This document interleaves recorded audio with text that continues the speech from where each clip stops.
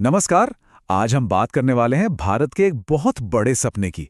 एक ऐसा सपना जिसका मकसद है देश को दुनिया का मैन्युफैक्चरिंग हब बनाना। ये एक जबरदस्त कहानी है जिसके कई सारे पहलू हैं। तो चलिए इसे समझते हैं। तो चलिए सीधे मुद्दे पर आते हैं। मेक इन इंडिया इनिशिएटिव को लेकर ना दो बिल्कुल अलग अलग बातें सुनने को मिलती हैं। कुछ लोग कहते हैं कि ये एक बहुत बड़ी कामयाबी है, तो वहीं कुछ लोग इसे एक अधूरा वादा मानते हैं। आज हम इन दोनों ही पक्षों को टटोलेंगे। ठीक है, तो चलिए थोड़ा और गहराई में चलते हैं। सबसे पहले यह समझना जरूरी है कि साल 2014 में जब मेक इन इंडिया शुरू किया गया था, तो इसके पीछे की सोच क्या थी? इसका असल मकसद था क्या?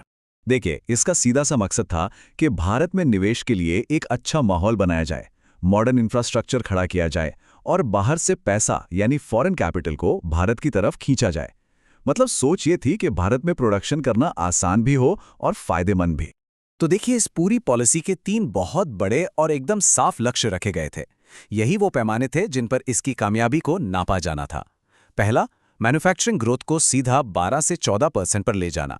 दूसरा, 2022 तक 10 करोड़, जी हां 10 करोड़ नई नौकरियां बनाना। और तीसरा, जीडीपी में मैन्युफैक्चरिंग का हिस्सा बढ़ाकर 25% करना। ये कोई छोटे मोटे लक्ष्य नहीं थे, ये तो पूरी भारतीय अर्थव्यवस्था का काया पलट करने का इरादा था। तो अब सवाल ये उठता है कि लगभग एक दशक बाद क्या हमें वाकई कोई मैन्युफैक्चरिंग क्रांति होती दिख रही है?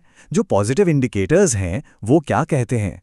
हाल के जो आंकड़े हैं वो एक काफ़ी मजबूत इंडस्ट्रियल ग्रोथ की तरफ इशारा करते हैं। ये जो 9.5% की दर है, ये एक बड़ा उछाल है। ये पिछले कई सालों की औसत ग्रोथ से काफ़ी ज़्यादा है और इकोनॉमी में एक नई जान फूंकने का संकेत देती है।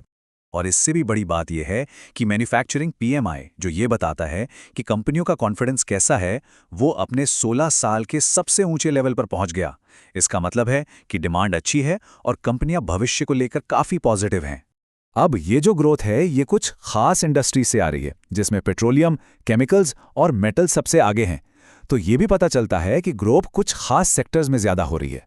अच्छा, इस पूरी कहानी का एक बहुत ज़रूरी हिस्सा है इंफ्रास्ट्रक्चर में हुआ भारी भरकम निवेश, जिससे खास तौर पर इस मैन्युफैक्चरिंग पुश को सपोर्ट करने के लिए ही डिज़ाइन किया गया है। सरकार ने एक पूरे इकोसिस्टम को बनाने पर फोकस किया है, इंडस्ट्रियल कॉरिडोर से लेकर नए पोर्ट्स और रेलवे लाइनों तक। मतलब बात सिर्फ फैक्ट्रियां लगाने की नहीं है, बल्कि उन्हें एक बढ़िया नेटवर्क से जोड़ने की भी है। और हाँ, ये कोई एक दिन का काम नहीं था, ये कई सालों से चली आ रही पॉलिसीज की एक पूरी सीरीज थी। जीएसटी से लेकर पीएलआई स्कीम तक हर कदम का मकसद बिजनेस को आसान बनाना और प्रोडक्शन को बढ़ावा देना था। इन सभी सुधारों का एक ठोस नतीजा हमें वर्ल्ड बैंक की रैंकिंग में देखने को मिला। भारत की रैंक 134 से सीधे 63 पर आ गई। ये दिखाता है कि हाँ, वाकई में देश में बिजनेस करना पहले से आसान हुआ है। लेकिन कहानी का ही सिर्फ एक साइड है। सिक्के का दूसरा पहलू भी तो है, जो कुछ और ही कहानी बताता है। कुछ ऐसे आंकड़े हैं, कुछ ऐसे सोर्सेज हैं जो एक ज़्यादा मुश्किल तस्वीर पेश करते हैं। तो चलिए अब जरा उस पर भी नज़र डालते हैं। कुछ एनालिस्ट का मानना है कि इस पहल के डिज़ाइन में ही शुरू से कुछ दिक्कतें थीं।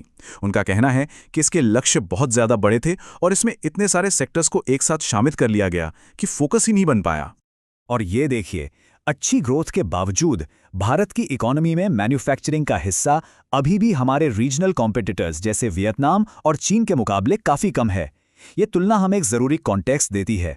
जो सबसे बड़ा लक्ष्य था कि जीडीपी में मैन्युफैक्चरिंग का हिस्सा 25% तक ले जाना है, वो अब तक तो पूरा नहीं हो पाया है। लक्ष्य और असलियत के बीच अभी भी एक बहुत बड़ा फासला है। और शायद ये सबसे चौंकाने वाला आंकड़ा है, नौकरियां पैदा करने की बजाय इस दौरान मैन्युफैक्चरिंग सेक्टर में नौकरियों में भारी गिरावट देखी गई। ये तो जो लक्ष्य तय किए गए थे उसके बिल्कुल उल्टा हुआ। तो फिर हम क्या समझें? एक तरफ कामयाबी की बातें हैं और दूसरी तरफ नाकामी के आंकड़े। इन दो बिल्कुल अलग अलग कहानियों को हम कैसे जोड़कर देखें? असलियत आखिर है क्या? सच कहूं तो सच्चाई थोड़ी कॉम्प्लेक्स है। यह तो साफ है कि इंफ्रास्ट्रक्चर और बिजनेस के माहौल में ज़मीनी स्तर पर तरक्की हुई है, लेकिन वो बड़े बदलाव वाले नतीजे अभी दिखने बाकी हैं। यूं समझिए कि नींव तो रख दी गई है, पर इमारत अभी भी बन रही है। भारत के पास कई बड़ी ताकतें हैं। हमारा घरेलू बाजार बढ़ रहा है, हम लागत के मामले में कॉम्पिटिटिव हैं और सरकार का भी पूरा सपोर्ट है। लेकिन चुनौतियां भी कम नहीं हैं। जॉब क्रिएशन के टारगेट पूरे नहीं हुए, जीडीपी में हिस्सा अटका हुआ है और दुनिया भर से तगड़ा कंपटीशन है। तो ये रास्ता सीधा नहीं है, इसमें कई मुश्किलें हैं। तो आखिर में सवाल यही बचता है कि आगे क्या? इस कहानी का अगला चैप्टर कैसा होगा? एक बात तो साफ है, ये कहानी अभी खत्म नहीं हुई है। नींव तो रखी जा चुकी है, पर असली क्रांति होगी या नहीं, ये इस बात पर निर्भर करेगा कि भारत इन चुनौतियों से कैसे निपटता है। हमारे साथ इस पूरे मामले को समझने के लिए जुड़ने का बहुत बहुत शुक्रिया।